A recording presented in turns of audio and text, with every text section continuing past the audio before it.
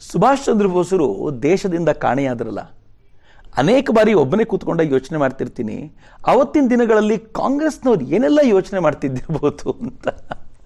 ಸುಭಾಷ್ ಚಂದ್ರ ಬೋಸರು ಏನೊಂದು ವಿಶೇಷವಾದ ಅತೀಂದ್ರಿಯ ಶಕ್ತಿಯನ್ನು ಪಡ್ಕೊಂಡಿದ್ದಾರೆ ಅಂತ ಅನ್ಕೊಂಡಿದ್ದಾರೋ, ಅಥವಾ ಸುಭಾಷ್ ಚಂದ್ರ ಬೋಸರು ತಪ್ಪಿಸ್ಕೊಂಡು ವಿದೇಶಕ್ಕೆ ಹೋಗಿದ್ದಾರೆ ಅಂತ ಅನ್ಕೊಳ್ತಾ ಇರ್ತಾರೋ, ಅಥವಾ ಎಲ್ಲಾದರೂ ಸತ್ತೋಗಿರ್ತಾರೆ ಅಂತ ಅನ್ಕೊಳ್ತಿರ್ತಾರೋ, ಏನೋ ಒಂದು ತಲೆಯಲ್ಲಿ ನಡೀತಿರುತ್ತಲ್ಲ. ಡೆಫಿನೆಟ್ಲಿ ಅವ್ರ ಮನಸ್ಸುಗಳಲ್ಲಂತೂ ಇತ್ತು ಸುಭಾಷ್ ಚಂದ್ರ ಬೋಸರು ಏನಾಗಿದ್ದಾರೆ ಅಂತ ತಿಳ್ಕೊಳ್ಬೇಕು ಅಂತ. ಅಷ್ಟೇ ಅಲ್ಲ ಮಿತ್ರರೇ, ಸುಭಾಷ್ ಚಂದ್ರ ಬೋಸರು ಫೇಲ್ ಆಗೋದನ್ನ ಅನೇಕ ಕಾಂಗ್ರೆಸ್ಸಿಗರು ಕಾಯ್ತಾ ಇದ್ರು. ನಾನು ಯಾಕೆ ಇದನ್ನು ತುಂಬಾ ಧೈರ್ಯವಾಗಿ ಹೇಳಬಲ್ಲೆ ಅಂತಂದ್ರೆ, ಮುಂದೆ Subhash Chandra ಬೋಸರು Indian national army ಕಟ್ಟಿಕೊಂಡು ಆಕ್ರಮಣ ಮಾಡ್ತೀನಿ ಅಂತಂದಾಗ ಜೈಲಿನಲ್ಲಿದ್ದ ಜವಾಹರ್ಲಾಲ್ ನೆಹರು ಹೇಳಿಕೆ ಕೊಡ್ತಾರೆ, ಅವರ ಆರ್ಮಿ ಏನಾದರೂ ಭಾರತದ ಮೇಲೆ ಆಕ್ರಮಣ ಮಾಡಿದರೆ ನಾನು ನನ್ನ ಕತ್ತಿಯನ್ನು ಹಿಡಿದು ಆ ಆರ್ಮಿಯೊಂದಿಗೆ ಹೋರಾಟ ಮಾಡ್ತೀನಿ ಅಂತ. ವಾಹ್!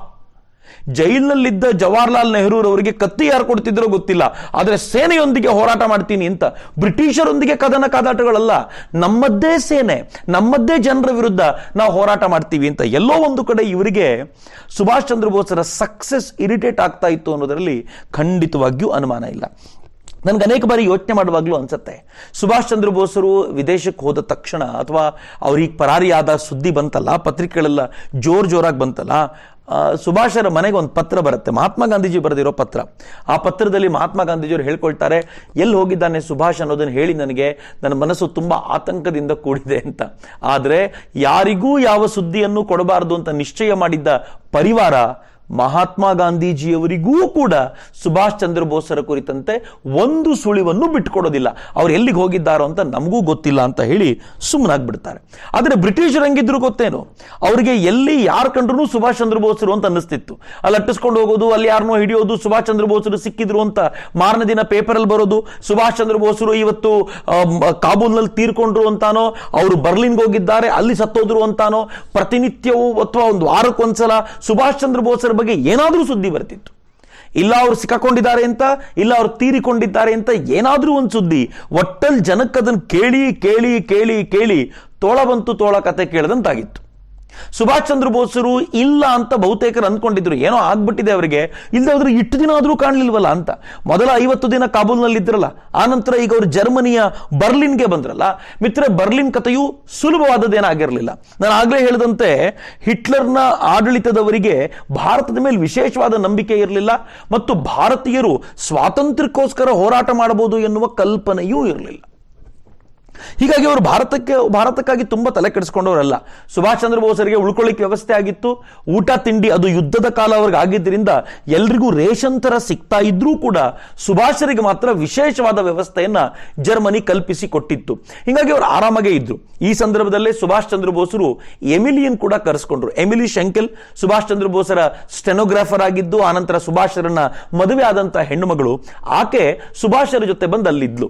ಮಿತ್ರರೇ, ಸುಮಾರು 4 ವರ್ಷಗಳ ಕಾಲ ತನ್ನ ಪ್ರಿಯ ಪತ್ನಿಯಿಂದ ದೂರ ಇದ್ದಂತ ಸುಭಾಷರು ಈಗ ಆಕೆಯೊಂದಿಗೆ ಸ್ವಲ್ಪ ಒಳಿತಿನ ಕಾಲ ಕಳೀಲಿಕ್ಕಾಗಿತ್ತು. ಜೊತೆಗೆ ತಾನು ಬರಿಬೇಕಾಗಿರುವ ಪತ್ರಗಳನ್ನೆಲ್ಲ ಆಕೆಯ ಮೂಲಕ ಟೈಪ್ ಮಾಡಿಸ್ಲಿಕ್ಕೆ ಅವರ ಹತ್ರ ಸಾಧ್ಯವಾಗುವಂತ ವ್ಯವಸ್ಥೆ ಈಗ ನಿರ್ಮಾಣ ಆಗಿತ್ತು. ಸುಭಾಷರಿಗೆ ಕೂತ ಜಾಗದಲ್ಲಿ ಕೂತು ರೂಢಿ ಇಲ್ವಲ್ಲ, ಅವರ ಉದ್ದೇಶ ಈಡೇರಬೇಕು, ಅದಕ್ಕೋಸ್ಕರ ವೇಗವಾಗಿ ಹೋಗಬೇಕು. ಒಂದು ಕಡೆ ಯುದ್ಧ ನಡೀತಿದೆ, ಈ ಹೊತ್ತಿನಲ್ಲಿ ಬ್ರಿಟಿಷರನ್ನ ಮಟ್ಟ ಹಾಕ್ಲಿಕ್ಕೆ ಒಳ್ಳೆ ಅವಕಾಶ ಇದು ಅಂತ ಅವರು ಪದೇ ಪದೇ ಈ ಜರ್ಮನಿಯ ಅನೇಕ ಕಚೇರಿಗಳಿಗೆ ಹೋಗೋದು, ಅಧಿಕಾರಿಗಳ ಜೊತೆ ಮಾತನಾಡೋದು, ಅವರುಗಳಿಗೆ ಭಾರತದ ಬಗ್ಗೆ ತಿಳಿಸುವಂತ ಪ್ರಯತ್ನ ಹೇಳೋದು.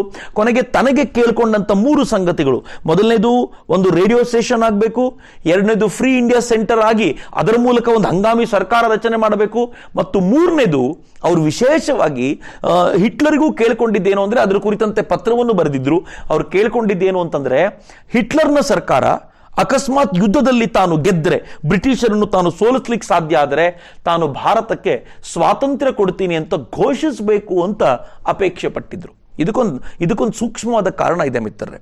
ಏನಂತಂದ್ರೆ, ಹಿಟ್ಲರ್ ಈ ರೀತಿ ಘೋಷಣೆ ಮಾಡೋದ್ರಿಂದ ಆತನಿಗೆ ಭಾರತವನ್ನ ಆಳುವ ಇಚ್ಛೆ ಇಲ್ಲ ಅನ್ನೋದು ಒಂದು ದೊಡ್ಡ ಸಂದೇಶ ಎಲ್ಲ ಕಡೆಗೆ ಹೋಗುತ್ತೆ. ಇದು ಮೊದಲನೇದು.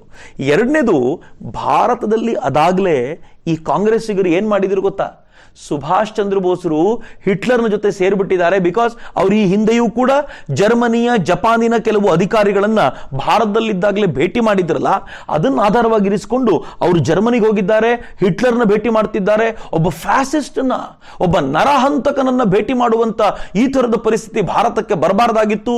ಅವ್ರು ಈಗ ಅಂಥದ್ದೆಲ್ಲ ಹಬ್ಬಿಸ್ಬಿಟ್ಟಿದ್ರಲ್ಲ, ಸಾಮಾನ್ಯ ಭಾರತೀಯನಿಗೂ ಸುಭಾಷ್ ಚಂದ್ರ ಬೋಸರು ತಪ್ಪು ಮಾಡ್ತಾ ಇದ್ದಾರ ಅಂತ ಅನಿಸಿತ್ತು.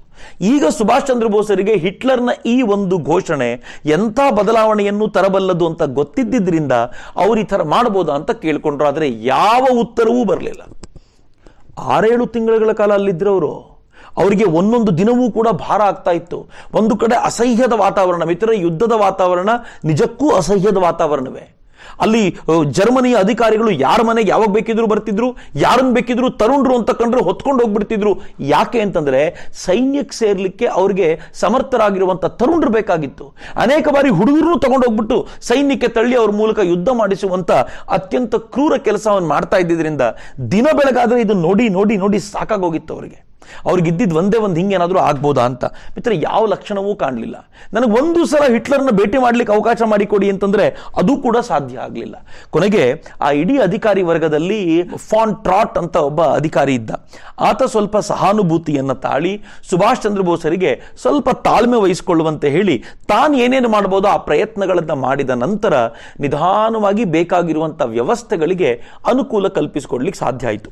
ಆದರೆ ಸುಭಾಷರ ಎದೆಗಾರಿಕೆಯನ್ನ ಮೆಚ್ಚಲೇಬೇಕು ಮಿತ್ರರೇ. ಒಂದು ಮೂಲದ ಪ್ರಕಾರ ಅವತ್ತಿನ ದಿನಗಳಲ್ಲಿ ಜರ್ಮನಿಯಲ್ಲಿದ್ದ ಭಾರತೀಯರ ಸಂಖ್ಯೆ 39 ಅಂತ. 39 ಭಾರತೀಯರನ್ನ ಹಿಡ್ಕೊಂಡು, ನೀವು ಈ ಯುದ್ಧ ಕೈದಿಗಳನ್ನ ಬಿಟ್ಟು ಉಳಿದವ್ರ ಲೆಕ್ಕ ಹೇಳ್ತಿದ್ದೀನಿ ನಾನು, 39 ಭಾರತೀಯರನ್ನ ಹಿಡ್ಕೊಂಡು ಸುಭಾಷ್ ಚಂದ್ರ ಬೋಸರು ಒಂದು ಹಂಗಾಮಿ ಸರ್ಕಾರ ಮಾಡ್ಲಿಕ್ಕೆ ಹೊರಟಿದ್ರಲ್ಲ, ಫ್ರೀ ಇಂಡಿಯಾ ಸೆಂಟರ್ ಕಟ್ತೀನಿ ಅಂತ ಹೊರಟಿದ್ರಲ್ಲ, ಆ ರಾಷ್ಟ್ರ ಆದ್ರೂ ಒಪ್ಪಿಕೊಳ್ಳೋದು ಹೆಂಗೆ? ಸುಭಾಷ್ ಚಂದ್ರ ಬೋಸರು ಹೇಳಿದ್ರು, ಇಲ್ಲಿಗೆ ಬಂದಿರುವಂತವ್ರು ಎಲ್ಲರೂ ಆರ್ಡಿನರಿ ವ್ಯಕ್ತಿಗಳಲ್ಲ, ವಿಶೇಷ ವ್ಯಕ್ತಿಗಳೇ ಆಗಿರೋದ್ರಿಂದ ಇಷ್ಟೇ ಜನ ಸಾಕು ನನಗೆ, ನಾನೊಂದು ಕಟ್ಟಿ ತೋರಿಸ್ತೀನಿ ಅಂತ. ನಿಧಾನವಾಗಿ ಅಲ್ಲಿರುವಂತ ಭಾರತೀಯರನ್ನ ಸುಭಾಷರು ಮಾತನಾಡಿಸ್ತಾ ಇದ್ದಂತೆ ಯಾವುದೋ ಒಂದು ಸಭೆಯಲ್ಲಿ 3-4 ಜನ ಭಾರತೀಯರು ಸಿಕ್ಕಿದ್ರು. ಸುಭಾಷ್ ಬಾಬು ನೋಡಿದ ತಕ್ಷಣ ಅವರ ಆನಂದಕ್ಕೆ ಪಾರವೇ ಇರಲಿಲ್ಲ. ಅವರೆಲ್ಲರೂ ಕೂಡ ವಾಪಸ್ ಜೋಡಿಸಿಕೊಂಡ್ರು. ಅಬಿದ್ ಹುಸೇನ್ ಅದರಲ್ಲಿ ಒಬ್ಬ. ಆತನೂ ಕೂಡ ಭಾರತದಿಂದ ಓಡಿ ಬಂದಿದ್ದ. ಯಾಕೆಂದ್ರೆ ಬ್ರಿಟಿಷರು ಅವನು ಹಿಂದೆ ಬಿದ್ದಿದ್ರು ಅನ್ನೋ ಕಾರಣಕ್ಕೆ ಓಡಿ ಬಂದಿದ್ದ. ಸುಭಾಷರ ನೋಡಿದ ತಕ್ಷಣ ಬಹಳ ಖುಷಿ ಆಗೋಯ್ತು ಅವನಿಗೆ. ತಾನೂ ಜಾಯಿನ್ ಆದ ಸುಭಾಷರ ಜೊತೆಯಲ್ಲಿ ಅವರ ಕೆಲಸಗಳಿಗೆ ಜೋಡಿಸ್ಕೊಳ್ತೀನಿ ಅಂತಂದ. ಹೀಗೆ ಅಲ್ಲಿರುವಂತ ಭಾರತೀಯರಲ್ಲಿ ಆಂಟಿ ಬ್ರಿಟಿಷ್ ಸೆಂಟಿಮೆಂಟ್ ಅನ್ನ ಗಮನಿಸಿದ ಜರ್ಮನಿ ಸರ್ಕಾರಕ್ಕೆ ಅನಿವಾರ್ಯವಾಗಿ ಸುಭಾಷರಿಗೆ ಒಂದಾದ್ಮೇಲೆ ಒಂದು ಸಹಾಯ ಮಾಡಬೇಕಾದ ಪರಿಸ್ಥಿತಿ ಬಂತು. ಆದ್ರೆ ಸುಭಾಷರು ಕಾಯ್ಕೊಂಡು ಕುತ್ಕೊಳ್ಳುವಂತ ಜನ ಅಲ್ಲೇನು.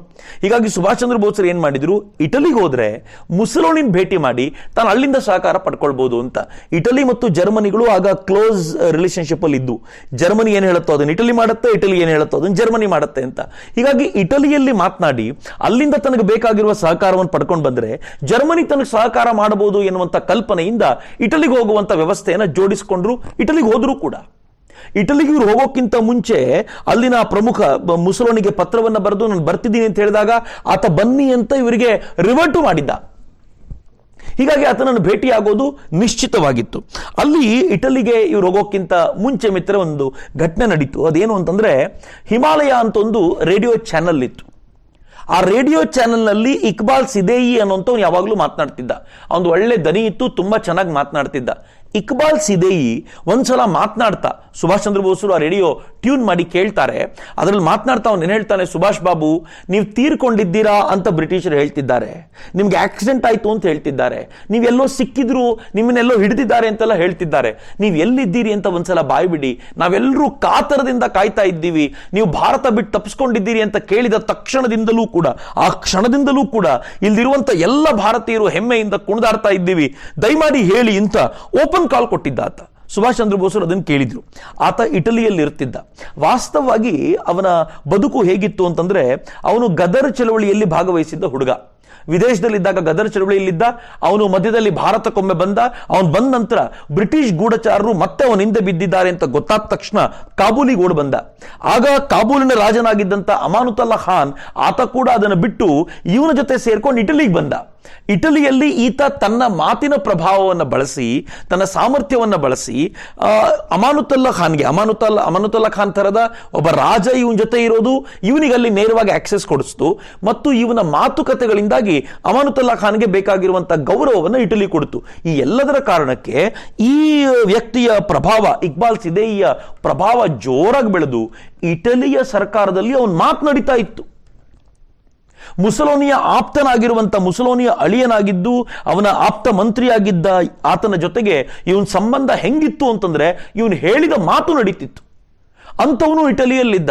ಸುಭಾಷ್ ಚಂದ್ರ ಬೋಸರಿಗೆ ಎಷ್ಟು ಸಂತೋಷ ಅಂತಂದ್ರೆ, ಎಲ್ಲೆಲ್ಲಿ ಈ ಥರದ ಭಾರತೀಯರನ್ನ ಕಾಣ್ತಾರೋ ಅವ್ರನ್ನೆಲ್ಲ ಸೇರಿಸ್ಕೊಳ್ಳೋದು, ಒಂದು ದೊಡ್ಡ ತಂಡವನ್ನು ಕಟ್ಟೋದು ಇವ್ರಿಗೆ ಯಾವತ್ತೂ ಗೊತ್ತಿದ್ದರಿಂದ ಈಗ ಅವರು ಇಟಲಿಗೆ ಹೋಗಬೇಕು ಅಂತ ನಿಶ್ಚಯ ಮಾಡಿದ್ರು. ಇಟಲಿಗೆ ಹೋಗಿ ಇಕ್ಬಾಲ್ ಸಿದೇಯಿಯನ್ನ ಮತ್ತಲ್ಲಿರುವಂಥ ಪ್ರಮುಖರನ್ನೆಲ್ಲ ಭೇಟಿ ಮಾಡಿ ತಾನು ಇಟಲಿಯ ಮೂಲಕ ತನ್ನ ಕೆಲಸವನ್ನ ಮಾಡಿಸ್ಕೊಳ್ಬೇಕು ಅಂತ ನಿಶ್ಚಯ ಮಾಡಿ ಜರ್ಮನಿಯ ಅನುಮತಿ ಪಡೆದು ಇಟಲಿಗೆ ಹೋದ್ರು ಕೂಡ. ಆದರೆ ಇಟಲಿಗೆ ಹೋದ ನಂತರ ಮುಸೋಲಿನಿ ಭೇಟಿ ಆಗ್ಲಿಕ್ಕೆ ಆಗಲಿಲ್ಲ. ಯಾಕೆ? ಮುಸೋಲಿನಿ ಭೇಟಿ ಮಾಡ್ತೀನಿ ಅಂತ ಪತ್ರ ಬರೆದಿದ್ನಲ್ಲ, ಆದರೆ ಏಕಾಏಕಿ ಭೇಟಿ ಮಾಡೋದಿಲ್ಲ ಅಂತ ಯಾಕೆ ತಿರಸ್ಕರಿಸ್ದ?